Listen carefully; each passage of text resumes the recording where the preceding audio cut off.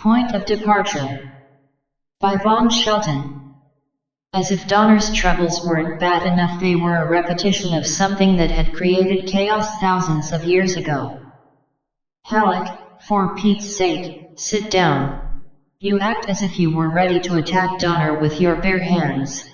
The president of the Research Foundation removed an expensive cigar from its plastic cocoon and lit it from young Taplin's eagerly offered lighter. Halleck sat down. Sorry, GW.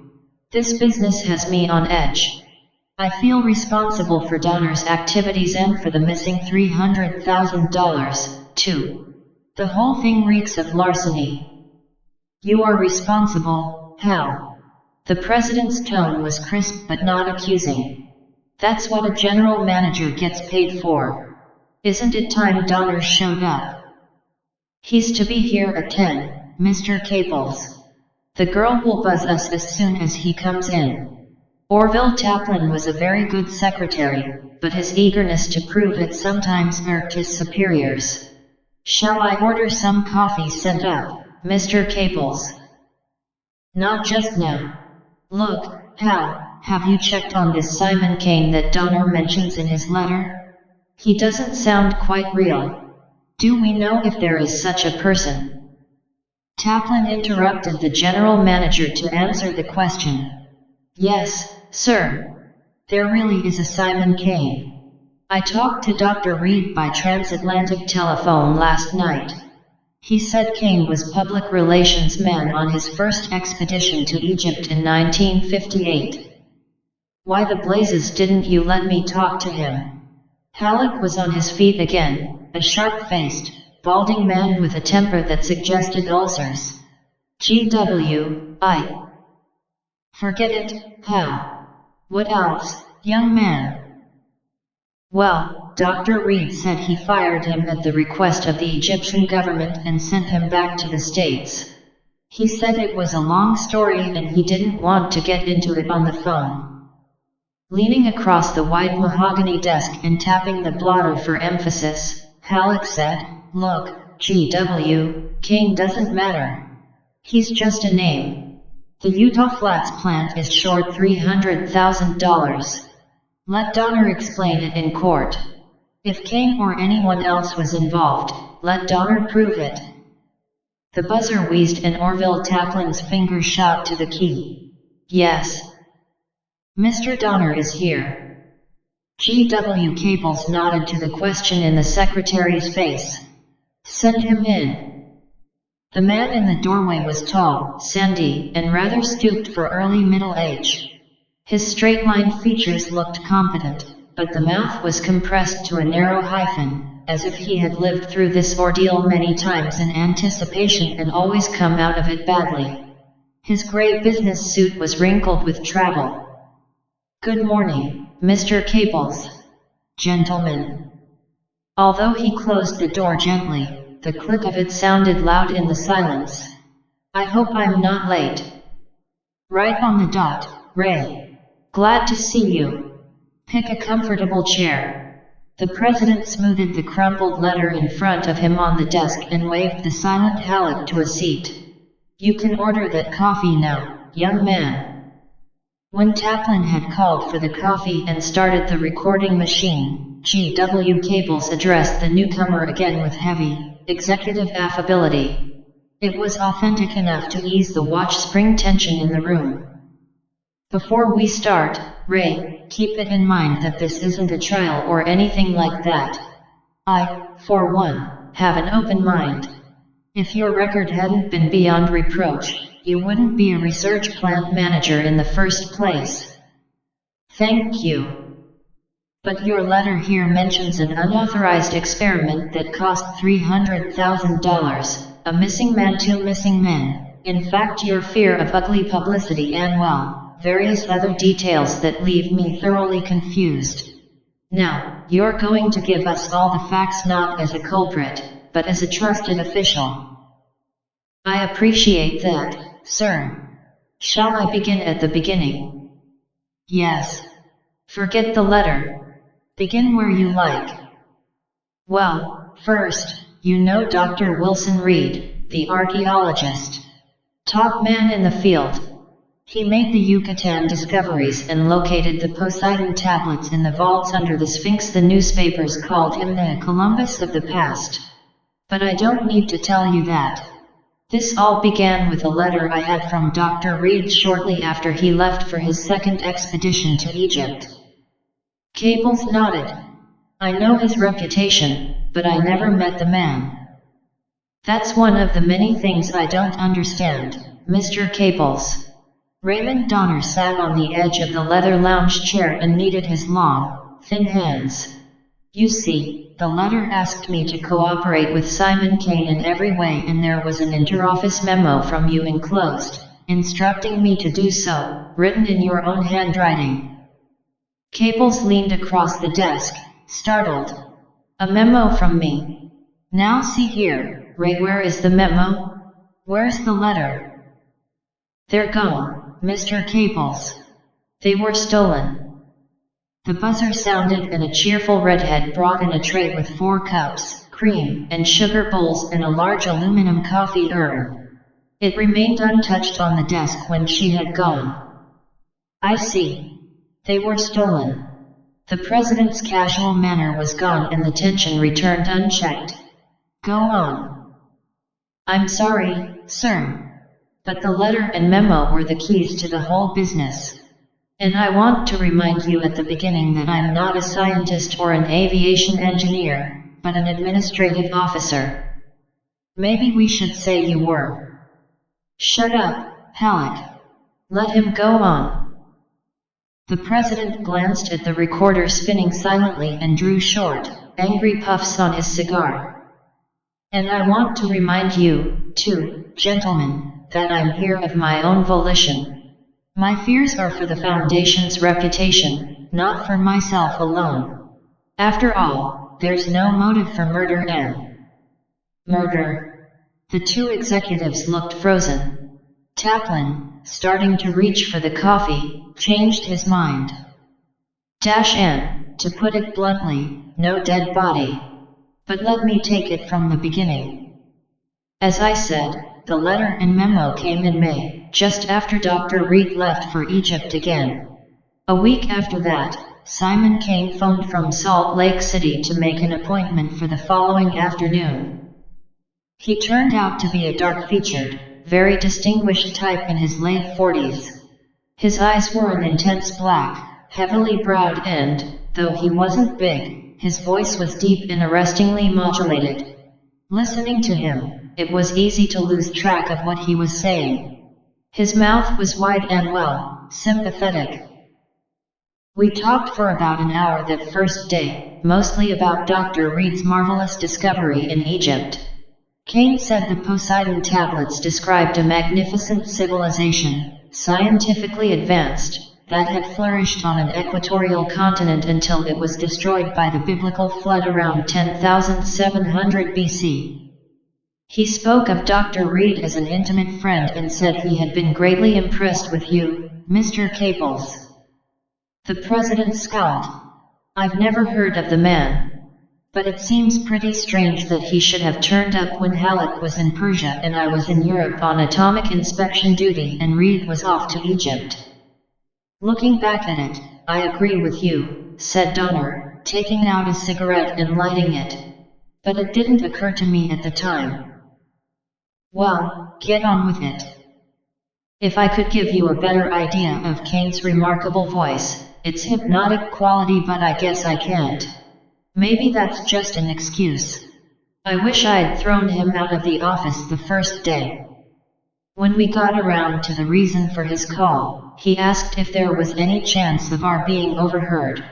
I assured him there wasn't and he told me his weird story. It seemed Dr. Reed had found another series of 14 tablets along with the others, but these hadn't been publicized.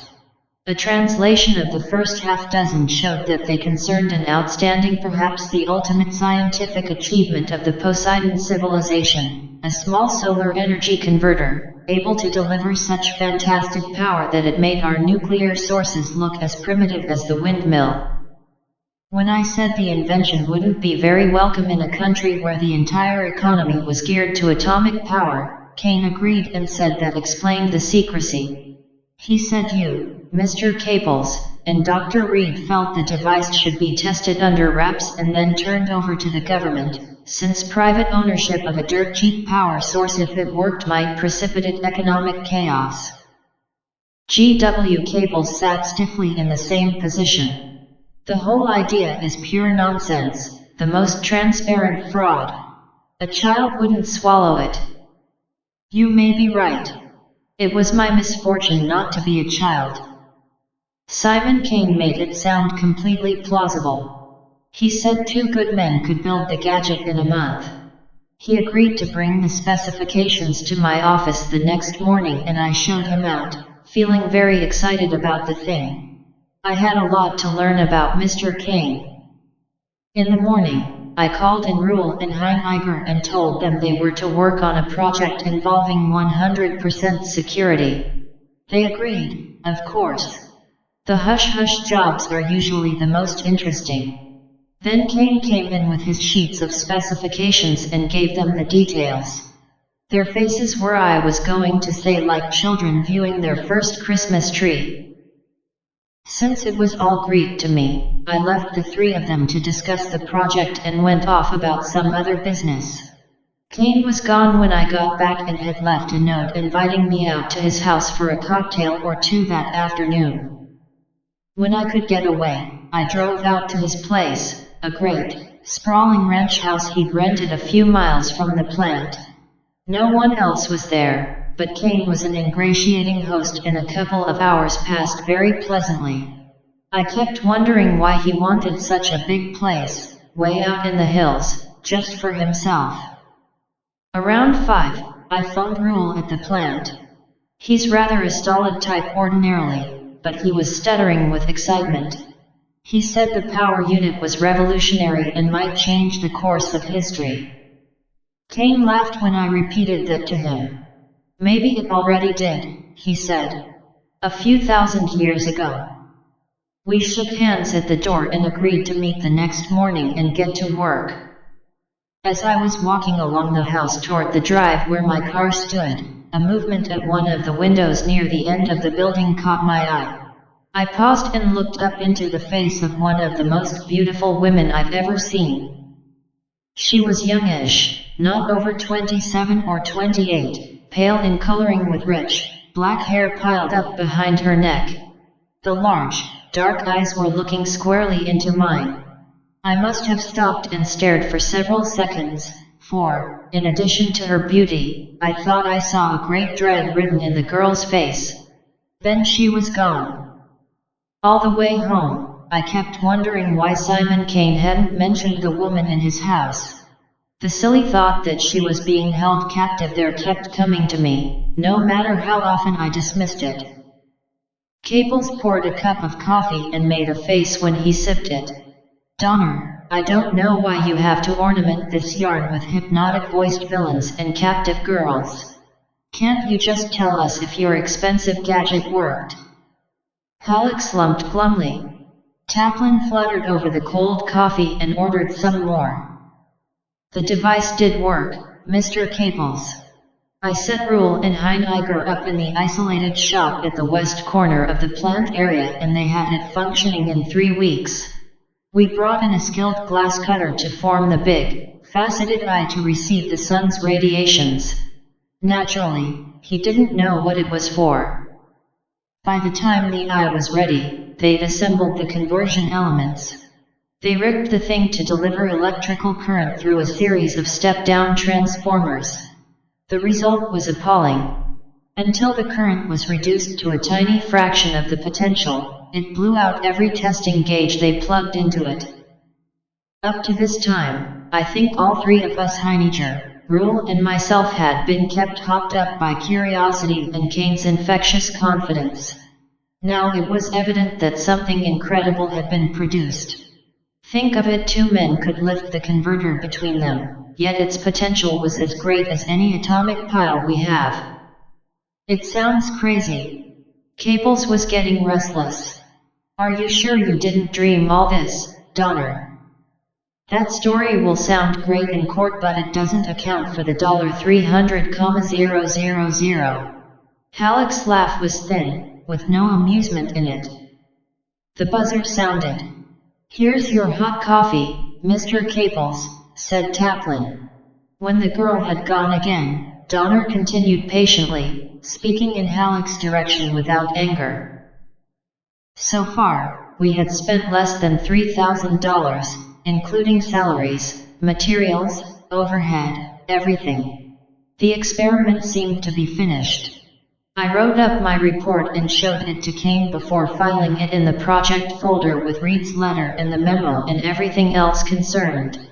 I supposed Kane would be on his way east and I'd be expected to verify his statement of the results. But he didn't come in to say goodbye. One morning, I stopped in at the isolated shop and found Heiniger still working with the power unit. Naturally, I asked what he was doing. "Getting it ready to mount in the projectile, Mr. Donner," he said. I said, "What projectile?" Then he explained how Kane and I had leased a surplus one-man rocket from the White Sands project and that he and Rule were to rig the solar unit in it. Rather than let Heiniger know something was wrong, though I felt like blowing my top, I asked him how on earth an electrical plant could power a rocket. "There's nothing to it," he said. "It's all in Mr. Kane's translations of those tablets of his." I was beginning to wonder if this was really happening or if I was dreaming. Heiniger described some sort of method for setting up a magnetic field in front of the rocket so that it could be pulled, rather than pushed, at almost any speed through the atmosphere that the pilot wished, 5, 10, 12,000 miles an hour, whatever the pilot could take. It was hard to believe an experienced man like Heiniger would swallow that. I said, "It's ridiculous. The skin would melt." "Oh, no," said Heiniger. "Mr. Kane has the formula for an alloy that won't melt at any speed in atmosphere. His tablets tell how it was used way back there for the same kind of flight. He's having a special sheath of it made for the rocket in Santa Fe." President Caples stabbed his cigar into the ashtray.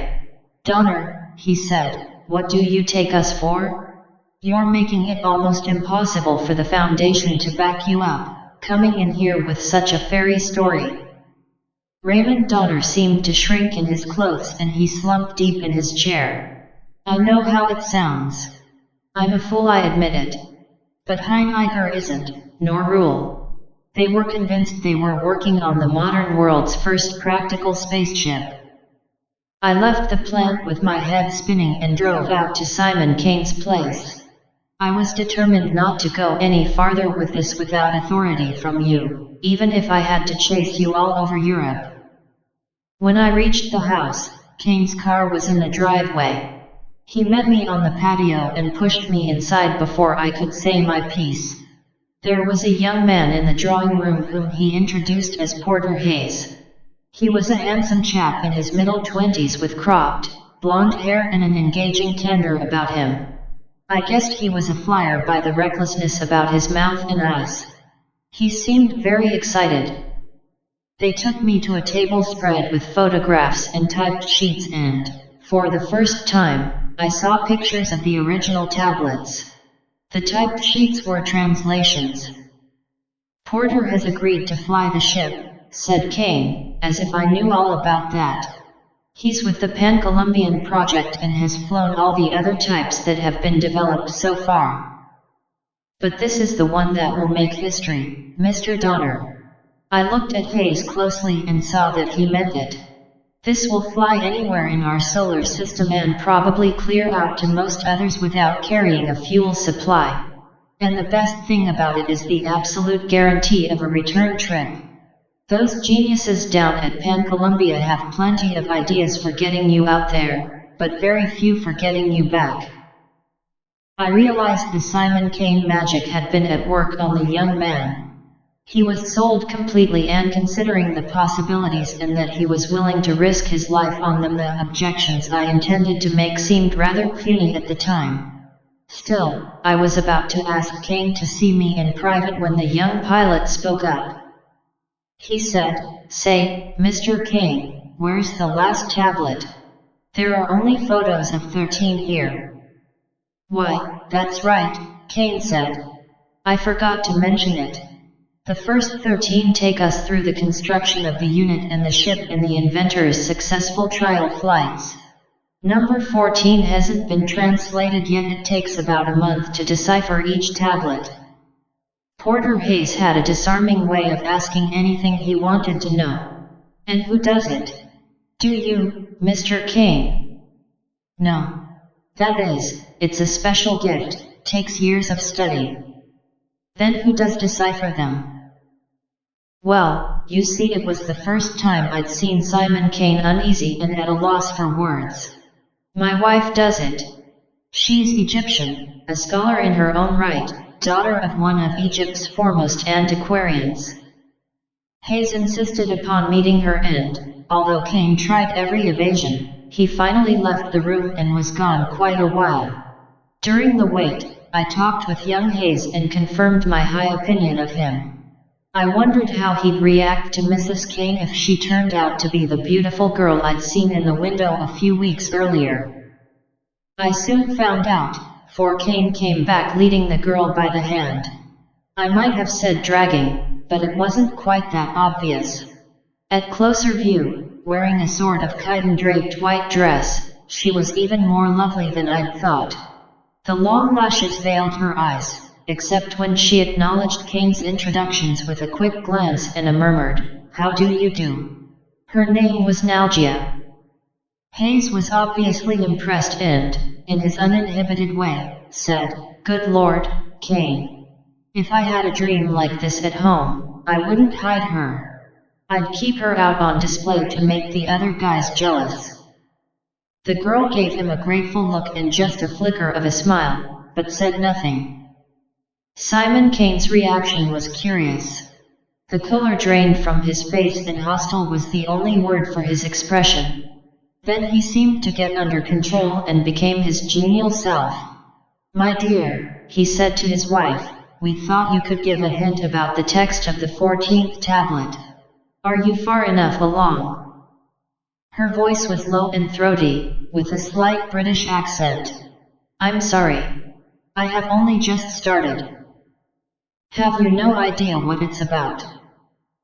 "Only that it seems to be some sort of testimonial. The language symbols are a little different than the others and it's difficult to read." Then she was gone and Porter Hayes stood looking at the door through which she had passed, as if he had just seen a vision.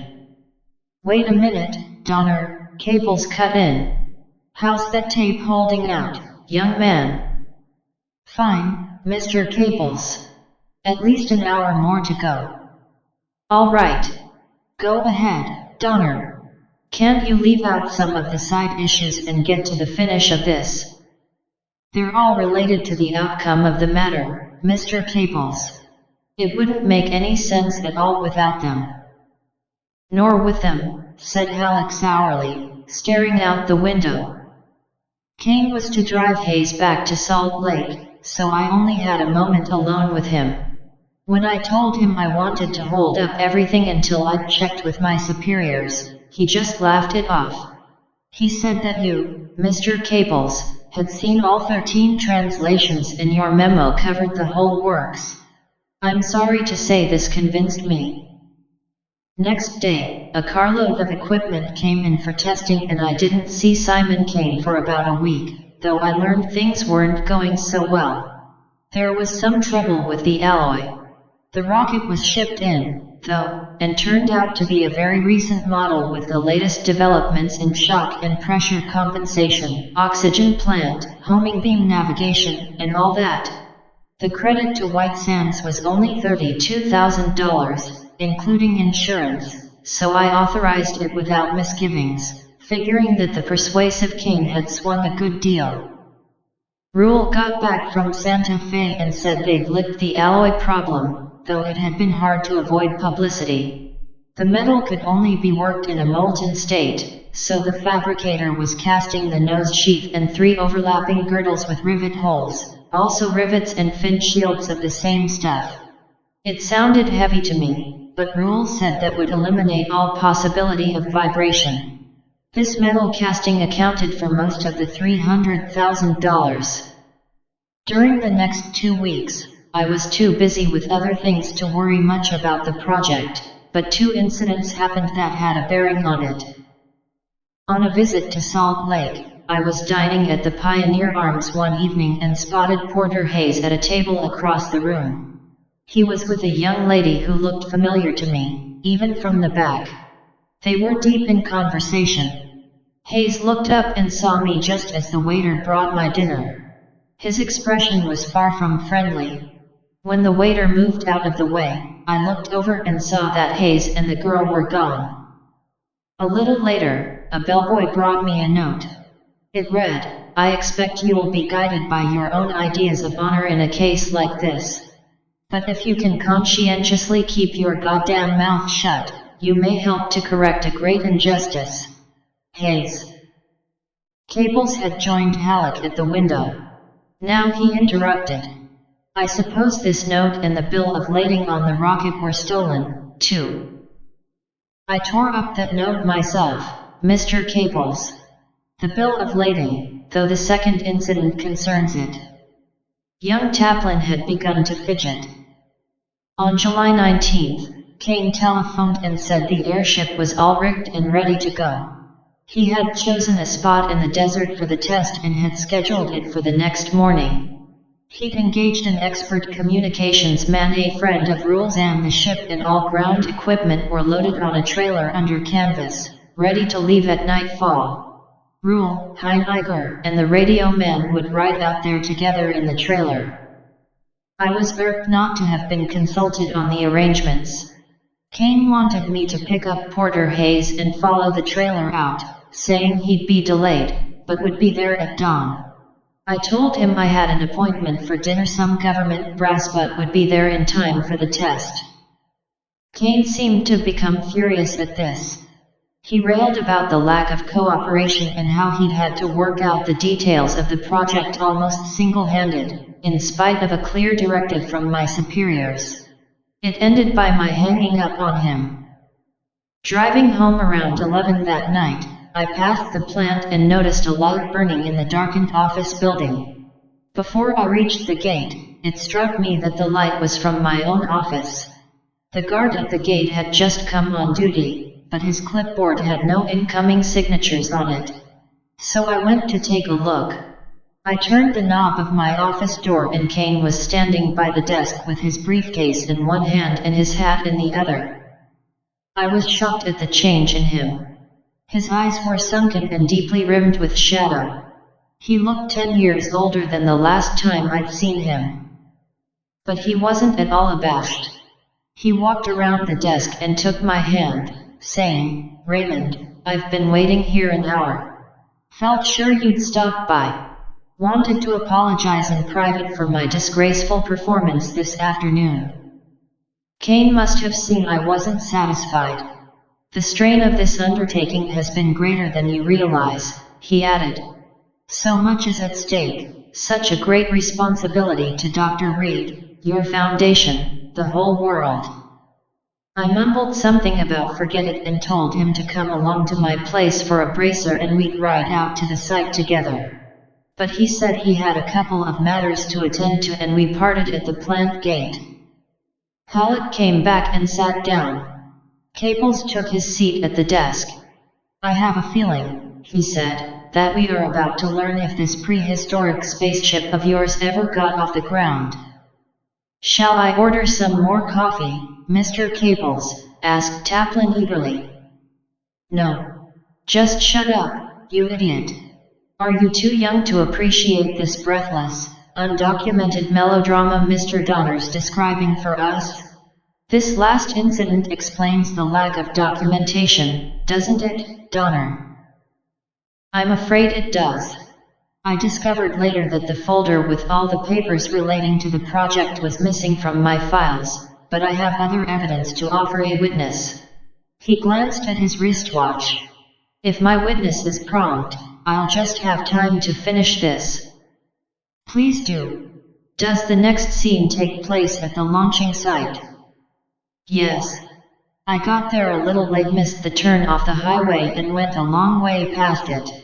When I found the place, everything was ready and they were waiting for me.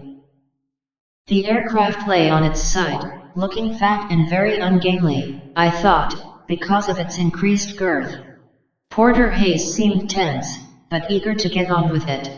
He wore no flight garb except his helmet with the earphones. Standing there in slacks and sweater, smoking a final cigarette, he didn't look theatrical enough for such an occasion. I thought of telling him I'd kept my goddamn mouth shut, but didn't get a chance. The plan was to take the ship up a few hundred feet and jockey around to test everything. If the equipment and ship were all right, Hayes would whip her up a few hundred miles and cruise at his discretion. There was to be no long flight that day. Since we were far out of the traffic lanes, we didn't expect to attract any attention. At last the sun came up full, there was a final conference, and Hayes climbed into the ship's rotating cabin by the door at the rear. He waved and shut the door. He could see out with his teleview, of course, but we couldn't see him.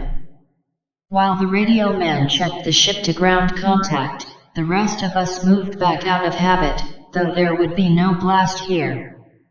Very slowly, the ship raised itself to a vertical position. It rose gradually to about 10 feet, stopped, then shot up a couple of hundred and stopped again. It was incredible. "Give me the phone," said Kane. He was as white as paste and his eyes were fever bright. "How's it doing, Hayes? Looked good from here. Is she powering right?" The answer must have been gratifying because Simon Kane's white teeth flashed when he heard it. After that, the ship bobbed around in swift dashes, stopping, then darting upward till it was only a dot, reaching unbelievable speeds. All this time, Kane was talking with Hayes on the phone, asking questions, suggesting new maneuvers. Though he was trembling with excitement, his voice was calm, controlled and persuasive. I realized later that he was egging Hayes on to try more and more spectacular tests of the ship. Suddenly it shot away in a steep climb toward the west and was out of sight in a matter of seconds. Kane laid down the telephone and turned to me. "He's satisfied the craft works perfectly," he said. "He's going to take it straight out for 4 or 5 hours and then come back." We all stared at him, for Hayes wasn't to have stayed up over an hour. I said, "He can't do that. There's too much he doesn't know about the ship. Tell him to come back." Kane didn't look at me. "The boy knows his business. Leave him alone. He's making history. But the first time. I'm going down the road a few miles to get some breakfast. Take turns talking to him, why don't you?"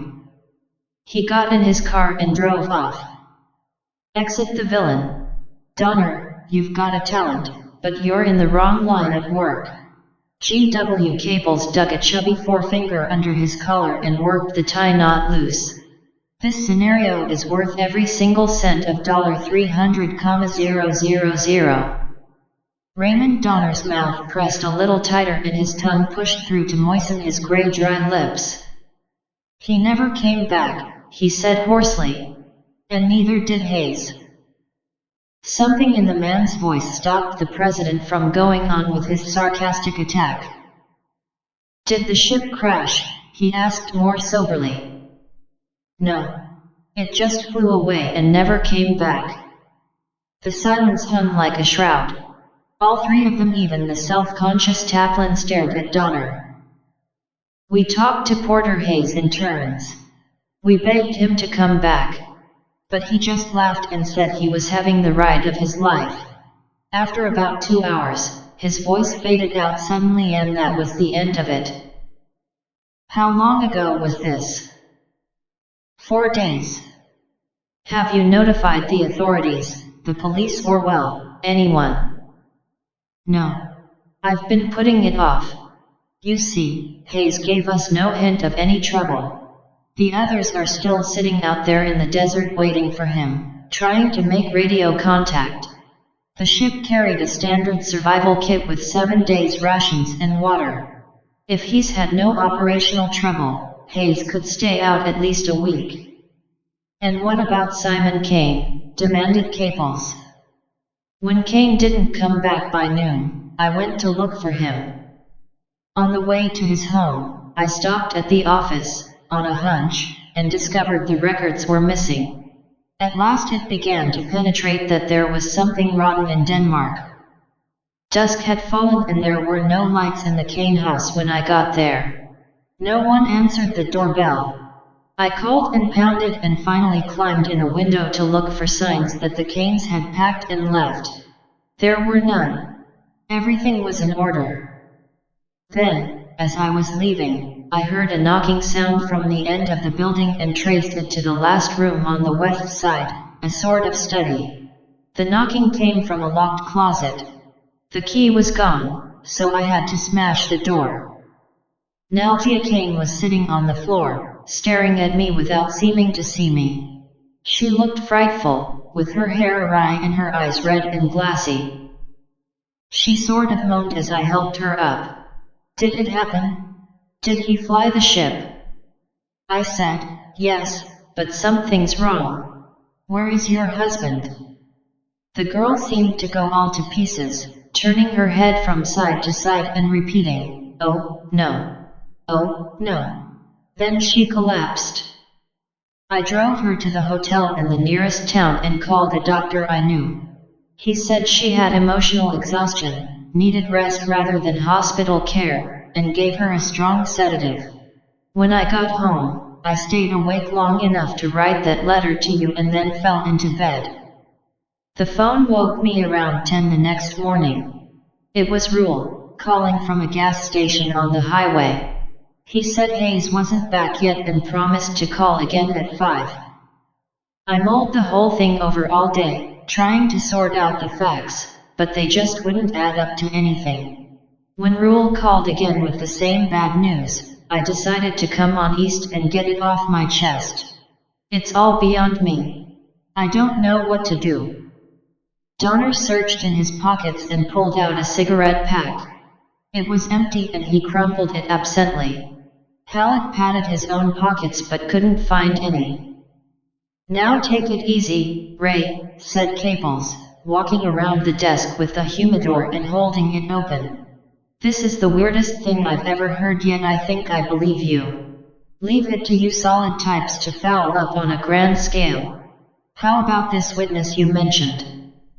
On the train I wanted more time to think, so I didn't fly here. It occurred to me how flimsy this would all sound, without your memo or anything else to back it up.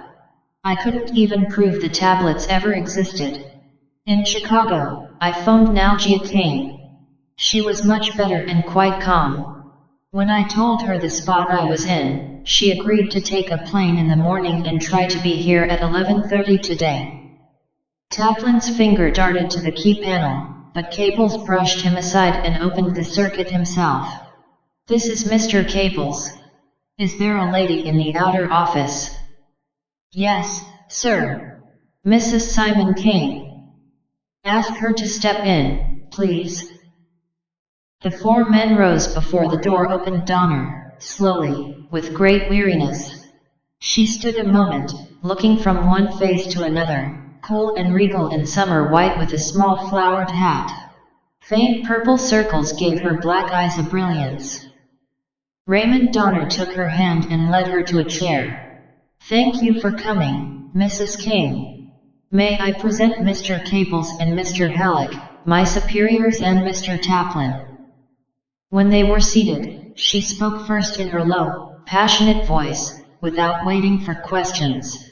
I will tell you what I know of Simon Kane, gentlemen, though it may be less than you would expect from a wife. In return, I ask you to use all your influence to find him and bring him to justice. He is a monster and a murderer. You have my word on it, Mrs. Kane, said Caples. if you can supply the evidence that crimes have been committed. Tap on the recorder. Move it closer. As she began to speak, an occasional small break in her voice hinted at the emotional turbulence the girl was holding in tight rein. I married Simon Kane in Egypt in 1958. We met through my father, who represented the Egyptian government on Dr. Reed's excavation project. At first, Simon was charming and devoted. We left Egypt almost at once and entered upon a very pleasant, if secluded, life in this country. The only discordant note was my father's obvious dislike for Simon. His letters were stiff and infrequent, and finally stopped altogether. One day, after we had lived here about 3 years, my husband brought home 2 heavy cases and called me in when he opened them. These cases contained the 14 tablets that Mr. Donner has probably mentioned. Simon told me Dr. Reed had turned them over to him to be deciphered. I knew at once that this was not true, since Dr. Reed is one of the world's foremost students of ancient writings and would have prized the tablets too highly to let my husband carry them around in his car. When Simon asked me to make the translations, I refused. He became nearly insane with rage and finally told me he had persuaded my father to help him steal them a few weeks before our wedding. If I did not agree to translate them, he threatened to expose my father and disgrace him before the world. So I did as Simon demanded, and it killed my love for him. In his twisted, possessive way, I think my husband continued to love me. Once the translation was underway, he tried very hard to win my voluntary cooperation. He said the device described in the tablets would upset the economy of the entire world. The government and industry, he claimed, would pay any price he asked for suppressing it, once it was tested and proved. We would live like royalty.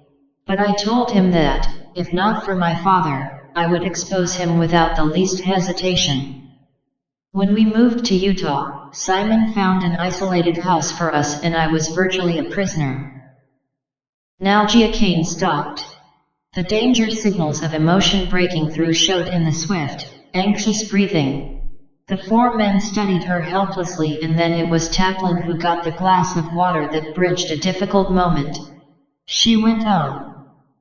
The first day you came to our house, Mr. Donner, I wrote a note of warning. I intended to hand it to you through the window, but Simon came into the room behind me and I couldn't. I'm so sorry, Mrs. Kane. You were obviously in trouble. I should have. Perhaps it was better. It might have cost you your life to cross Simon at that point. Anyway, Porter Hayes stopped by one day. My husband was out and I answered the door. He was a fine man, sensitive and kind, considering his adventurous temperament. He could see I was nervous, you know, the disarming way he had of asking the most personal questions. I was afraid to talk there and asked him to drive me to Salt Lake. On the way, I told him the whole story. He was very sympathetic and promised to help, beginning by trying to contact my father. I hoped he would refuse to fly the ship when he knew about Simon. But he had absolute confidence in it and no fear at all. His plan was to complete the test and then ask you, Mr. Donner, to impound the ship and all the records on it. The day before the test flight, I put in the time completing the translation of the 14th tablet. Simon had shown no interest in this, believing it to be a summary of the others. As the sense of it began to emerge, I was horrified. By midnight, I had finished it and I sat down in the drawing room with a typed copy in my hand, waiting for my husband. I waited all night and must have fallen asleep around dawn. The door chime wakened me. It was a messenger with a note from Porter Mr. Hayes. A newspaper friend of his in Cairo had been checking and discovered that my father had been dead 6 months. The circumstances of his death were curious and Mr. Hayes suggested contacting the Cairo police as soon as the flight was over. This news was a terrible blow, but the moment I read it, I was free of Simon Kane. I went to the phone and asked the operator for the police. While I was waiting for the connection, there was a slight sound behind me. I turned and Simon was crossing the room. He was in his dressing gown. He must have come in while I was dozing. I ran for the door, but he caught me and pushed me into a chair. When he had hung up the phone, he read Mr. Hayes' note without saying a word. His face was terrible and I knew I was in danger. Then I saw that the typed copy of the 14th tablet was gone. "You read it, the last tablet," I said. "And you know you've done all this evil for nothing. The flight can't take place. If you stop me from telling the police, Porter will tell them. He knows everything." He took my wrist and dragged me to the studio and forced me into the closet and locked the door. I could hear him crumpling and burning papers for a long time. At last he came close to the door and said, "There, my dear. Try to prove that the tablets ever existed." When he was gone, I screamed and pounded on the door until I was exhausted. A frightful thing was going to happen and there was nothing I could do to stop it. Only one time since this all began have I opposed my husband successfully. And it had no effect on the outcome. When I typed up the text of the last tablet, I made a carbon copy and put it in my handbag. I have it here. I believe it will be evidence enough to prove that Simon Kane is a murderer.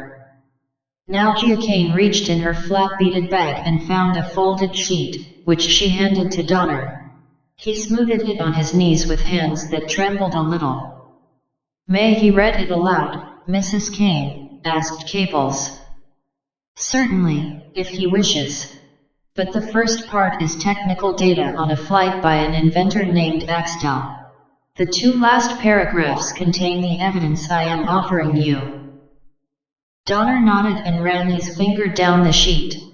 He read, "The foregoing record is accurate and we acknowledge Axtell's superlative contribution to science. But we must admit that his greatest contribution is in the proving of an axiom, where ultimate force is involved. It is better to know none of the laws than to know most of them."